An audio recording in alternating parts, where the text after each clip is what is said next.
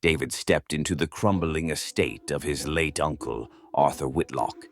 The attorney handed over the keys and a cryptic letter explaining that Arthur's will had stipulated David as the sole heir to the sprawling Gothic mansion.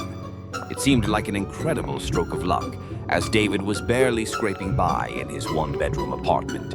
But the attorney's trembling hand as he handed over the letter unsettled him. The letter was written in Arthur's trembling scrawl. "To my dearest nephew David, I leave my estate and all its possessions. Use it wisely, for it comes with great responsibility. Know this, the house is not empty, and the inheritance carries a price. Whatever you do, heed the rules. Never leave the front door unlocked after sundown. Do not enter the basement, no matter what you hear. If you hear whispers in the halls, do not respond. Never give them your name." David laughed nervously, brushing off the letter as the paranoid ramblings of an old man. The house, though decayed, was magnificent. Ornate chandeliers hung from vaulted ceilings, and the rooms were filled with priceless antiques.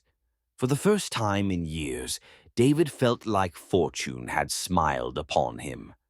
That night, as he explored the house with a flashlight, he heard faint whispers echoing through the corridors. He froze, his pulse quickening. The whispers were soft, like a chorus of voices calling out from the shadows.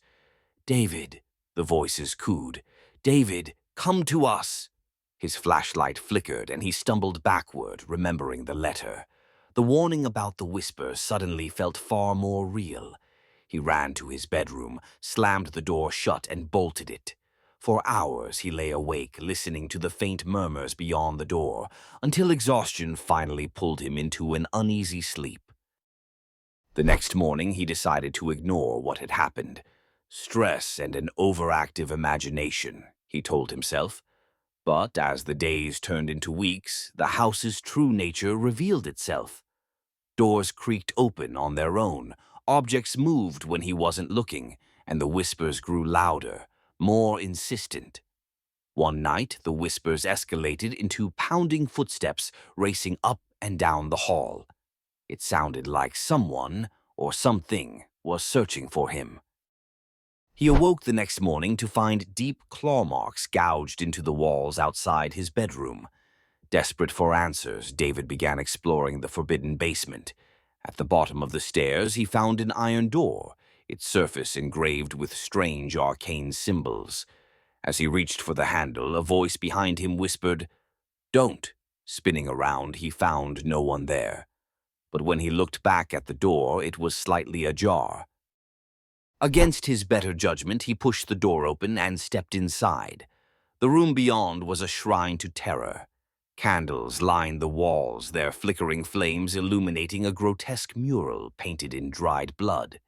In the center of the room was a wooden table, and on it lay a ledger. It listed dozens of names, each one scratched out except for his own, written in fresh ink at the bottom. Suddenly, the door slammed shut behind him. The whispers rose to a deafening roar, and the shadows in the room began to shift and coalesce into horrifying forms, twisted, emaciated figures with hollow eyes and jagged smiles. "You've taken what is ours," one of them hissed, its voice a chilling rasp. David stumbled back, clutching the ledger. "What do you want from me?" he screamed. "Payment," they replied in unison. "Arthur delayed the price. Now it's your turn to pay." The realization hit him like a freight train. Arthur hadn't left him the estate out of kindness. He had passed on a curse.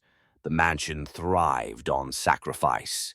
The ledger was a record of those who had lived there before, each name marking another soul claimed by the house. Desperate, David fled the room and raced upstairs, only to find that the house had changed. The walls seemed to close in around him, the corridors twisting into a maze. Every door he opened led back to the basement, where the shadows waited, watching, grinning. He finally collapsed in the main hall, clutching the letter. The final words burned into his mind. "May you succeed where I could not." David realized what his uncle had meant.